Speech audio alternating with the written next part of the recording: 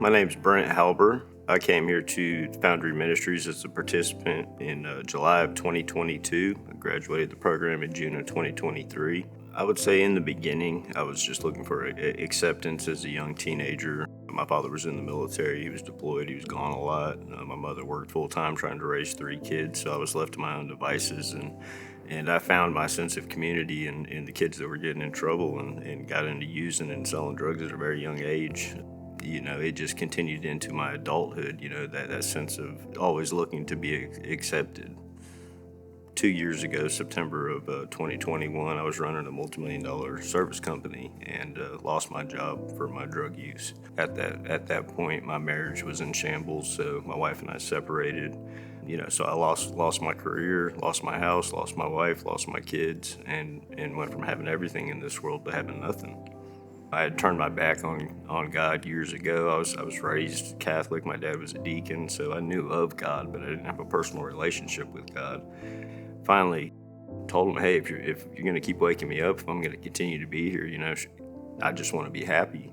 Show me what life's all about, and that's where my life started to turn around. I'd say probably a month after that, my sister called me and asked me if I was ready to quit, and I was, and she brought me here to the Foundry. The people here, the way they treat you and love you is unlike anything I've ever seen before, so that's one of the things that really kept me here. A lot of the people that are involved with this program have been through the program or have been around it for years, so that in itself speaks to, the quality of the care that we're given here.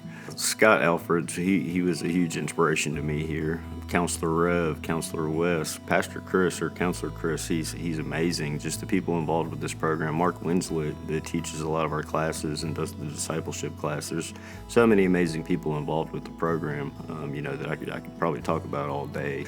I remember when I first got here, I was still trying to figure out why I was here, and Micah Andrews walked into the outreach. I had no clue who he was, but he was smiling from ear to ear and just glowing and walking around, shaking everybody's hands and introducing himself. And, my first thought was, what's wrong with this guy? But there's nothing wrong with him. It's everything's right with him. He has a passion for what he's doing.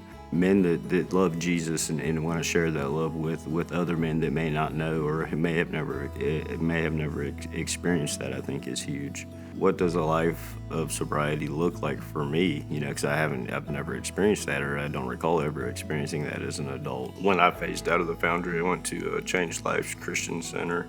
Through being there and the brotherhood there, we just continued to lift each other up and seek employment and get our licenses back and start driving again. Just do the things that normal people do. I think anyone that is giving it 100% has a natural desire to want to give back and continue to help, and that's something I definitely seek to continue to do.